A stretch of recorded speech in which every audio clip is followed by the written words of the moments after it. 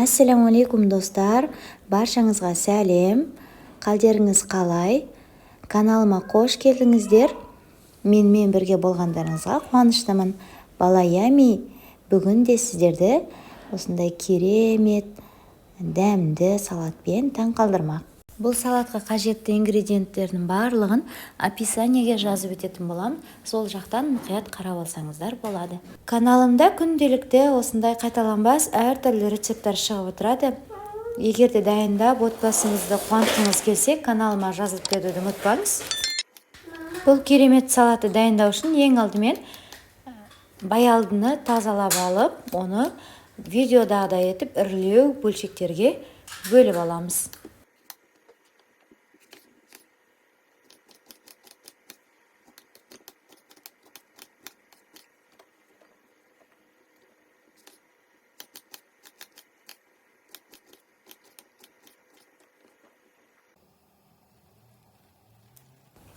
Барлығын бір ыдысқа салып, оның үстінен суық су құйып, аздаған көлемде тұз салып, бірнеше минутқа демалдырып қоямыз.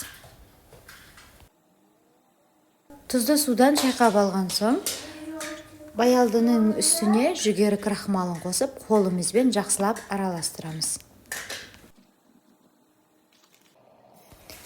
Жүгері крахмалына жақсылап араластырып болған соң, қайнап тұрған ыстық майға салып, бірер минут қызарғанша қуырып аламыз. Бұл жерде мен зәйтүн майын пайдаландым. Қуыруға сіздер үйде қандай май бар, соны пайдалансаңыздар болады.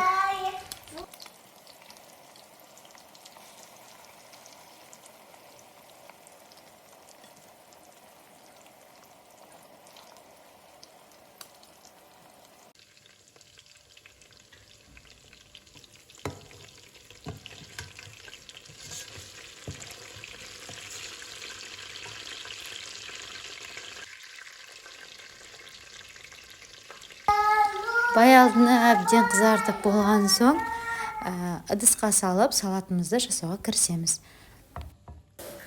Қуырылған баялдының үстінен үрлеу етіп туралған салат жапырағы мен қызанақты салдым.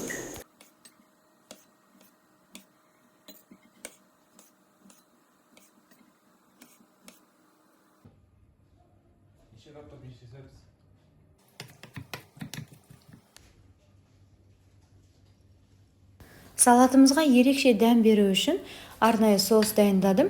Ең алдымен салат жапырағы мен кинзаны ұсақтап турап алып, аройдының қышқыл соусын және оның үстінен сояны, кейіннен зәйтүн майын құйып, барлығын жақсылап араластырдым.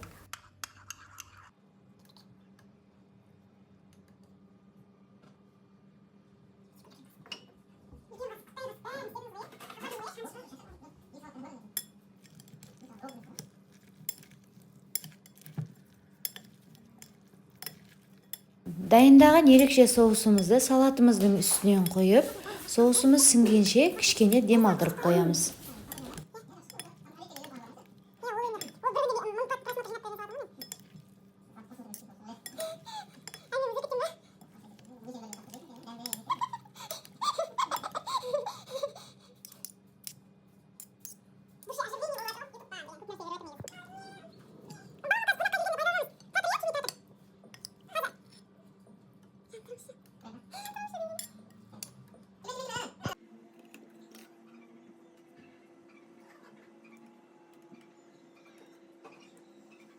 Салатымыздың үстінен кілегейлі ірімшікті жарты шай қасық көлемінде етіп алып, салып шықтым.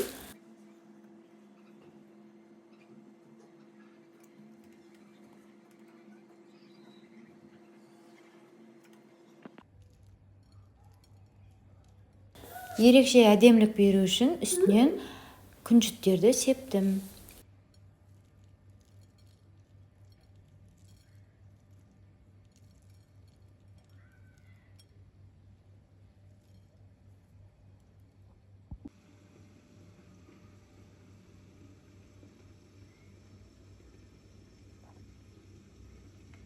Сосын дегенше, біздегі нелер менің подачама ғашық болады ғой. Restorandағындай подача жасап беретінсіз дейді. Кеше Мінекей салатымыз дайын, астарыңыз дәмді болсын.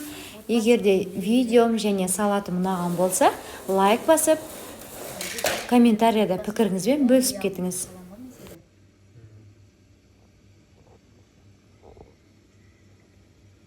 шыққан салат әдемі.